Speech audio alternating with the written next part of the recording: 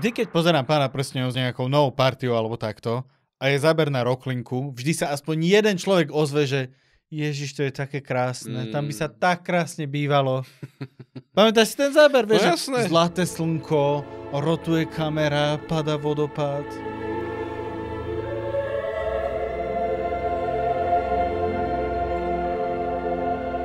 Peter Jackson by bol výborný realiťák. Predstav si, že takto by natočil nejaký, že starý dom niekde v Žarnovici, vieš.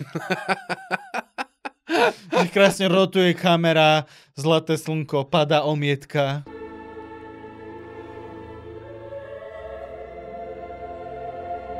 No ale to je rozdiel, lebo Peter Jackson má svoju rocklinku a Tolkien má svoju rocklinku. Tá Tolkienová vyzerá jak taká pohodlná hacienda niekde pri rieke v Mexiku. Vyzerá to, ako keby Frodo nenosil prsteň, ale niečo iné. Že dojde, že yo, Frodo! Sup, Elrond. Welcome to Rivendell. You're goddamn right. No a takto to dopadne, keď si miesto architekta najmeš dizajnera. A vznikne taká, vieš, že ja by som chcel bývanie pri vodopáde. Až dobre. V prvom rade zväčšíme vodopád. Choďte tam rozdrbať tie skály, potrebujeme to rozšíriť. A ono to bývanie pri vodopáde znie veľmi romanticky. Znie, že že aj ja chcem. Ale tie vodopády sú že dosť hlučná záležitosť.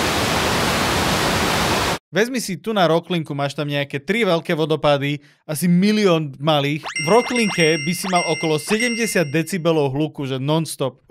Si to počíta. Dobre. Ty sa musel fakt nudiť, čo? Vieš čo?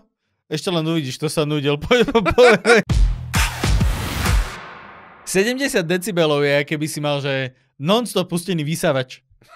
Reálne tie zábery z filmu by mali vyzerať takto. By som tam nechcel žiť. Be také, že Airbnb na predĺžený víkend. Vieš, dojdeš, selfiečky s vodopádmi a veci. Hen Hobbit, môžem sa s tebou odfotiť, vieš, bum, vodopády, dáš na Instagram. To znelo, kým si ho hodil do toho. Pozri, počkaj, ja ťa hodím teraz do toho vodopádu a bude to super content. On sa nemôže brániť, lebo je strašne malý. Bývanie pri vodopádoch prináša viacero problémov, lebo vodopády sú ako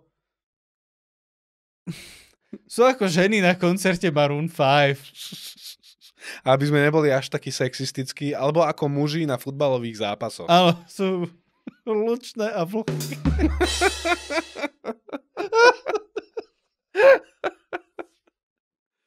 Pardon.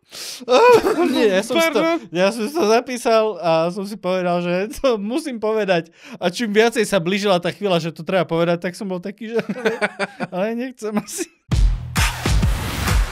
Vodopády majú tendenciu, ako dopadajú niekam, tak vytvárať také tie hluché miesta. Hej, také stojatejšie. Áno, že ti len čisto stojí voda. Že vyslovene máš mláky všade okolo Rivendell. Mal by si tam, že všetky komáre sveta.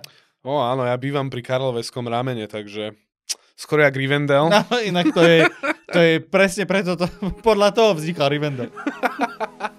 Peter Jackson videl Karloveské rameno a povedal si, že to je už len krôčik od toho, aby tam bývali elfovia. Ne, Tolkien videl Karloveské rameno. Takže reálne Elrond by bol, že proste... Áno, veľmi dôležitá vec.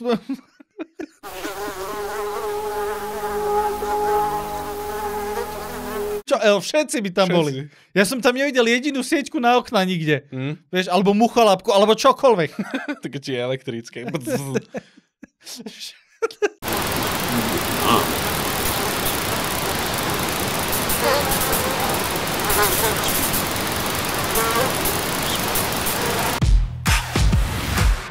Ono to vlhko tiež nie je úplne ideálne, keď staviaš niečo. Máme aj príklad z reality, čo je domček Falling Water od Franka Lloyda Wrighta. Veľmi ikonická, fantastická stavba. Veľmi známa, inak sa čudujem, že sám si to nepovedal. Sorry. Bola postavená v 30. rokoch, to znamená, že stojí ledva 100 a má za sebou 4 alebo 5 dosť zásadných prerábok, čisto preto, že je tam tak strašne vlhko. Rivendell je starý jak pyramídy. Ani raz nebolo treba nič opraviť, fakt, ani že kýbel farby. Bolo by to oveľa realistickejšie, keby máš záber tam Rivendell a bolo by tam niekde lešenie. Žeria hore.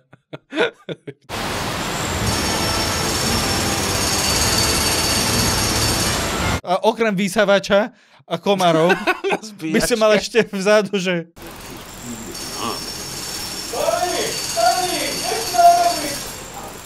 Počkaj, to je elf. Pajiel!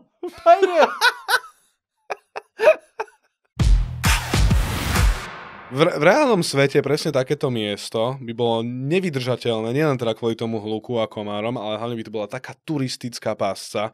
Tam by bolo toľko Nemcov. Kriste páne. Ty by si tam chcel riešiť tie veci o prstení a zrazu iba, že Entschuldigung. Predstav si tam bývať a milión prostí tam furt blesky do toho. My postupne budeme len pridávať ten záber, zhoršovať, jak by tam reálne sa bývalo. Ježiš, to je bolo také, že útočia na nás orkovia. A nie, to sú iba Briti. To sú iba Poliaci. To otrasný jazyk, akým rozprávajú, mohol byť splodený iba zo zla. To je reč Mordoru. Taka jak za oknem teraz. Rano koniecznie z cytryną woda. Bo wczoraj był lekki melanż. W lobby pytałem, czy przedłużam dobę. A tam zasadlo, no a kurwa bober.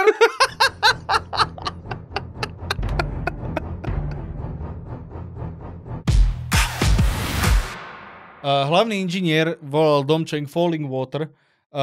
Volal, že Rising Mildew, že stúpajúca pleseň. Kvôli vlhkosti. Lebo reálne, kým ti zatvrdne betón, tak to je nejakých 28 dní. Aby nadobudol tú plnú tvrdosť, ktorú potrebuješ. Takže oni ho vlastne museli osušievavať, lebo tam bolo tak strašne veľa vlhkosti. Aj tak to nevedelo zatvrdnúť poriadne. Predstavme takých veľa týpkov, že...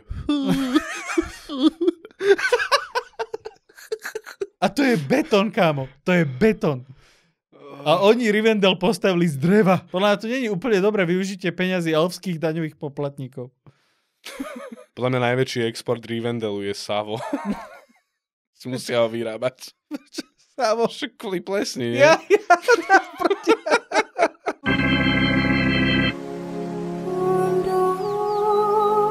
A nie je divu, že Savo a Sauron sa tak podobá na seba. Savovo oko.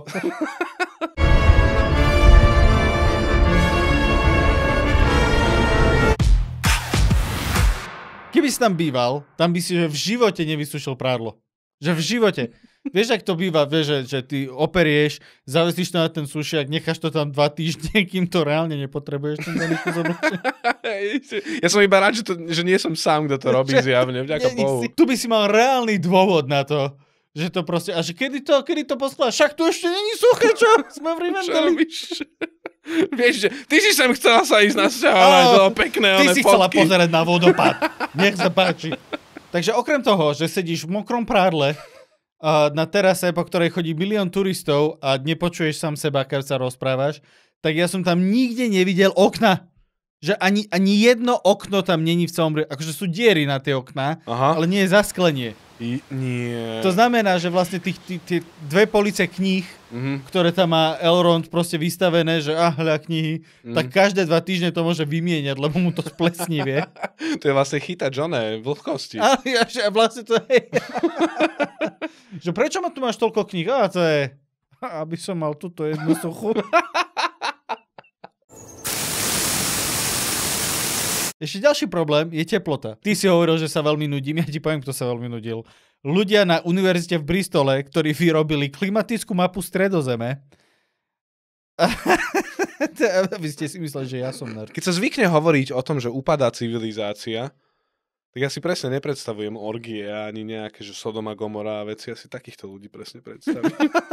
Prišli teda na to, že priemerná ročná teplota v Rivendell je okolo 7 stupňov Celzia. A ty nemáš okna. A nemáš suché prádlo. Neviem, či by to bolo až také pohodlné bývanie. Že máš nielen, že máš mokré prádlo, ale ešte k tomu aj studené. Tak. A žerú ťa do toho komáre. Yes. Ďalšia vec, ktorá by bola dosť problematická v Rocklinke, keďže je to Rocklinka, je, že tam máš non-stop tieň. Že ten záber, jak tam krásne ide slnko, bol podľa mňa, že 5 minút počas celého dňa. Hej. Plus máš vlhko, plus máš 7 stupňov Celzia. To je, že reálne by bolo, že Gandalf? Aha. Prečo stojíme práve tu do piče? Nechceme ísť do tých jaskýň hlboko v hore? Tam by mohlo byť trocha príjemnejšie. Vieš, že chudák Frodo, jeho bodnú, donesú ho, že tu ťa vylieče a chytí zápal plúc. Rivendell. Magické bývanie v lese s krásnymi výhľadmi, nedostupné autom, bez občianskej vybavenosti, pravdepodobne potrebuje väčšiu prerábku viackrát. Nevhodné pre alergikov alebo ľudí, čo majú sluch. Vhodné pre tých, ktorí radi stále počúvajú, že Pali, kde je to kladivo?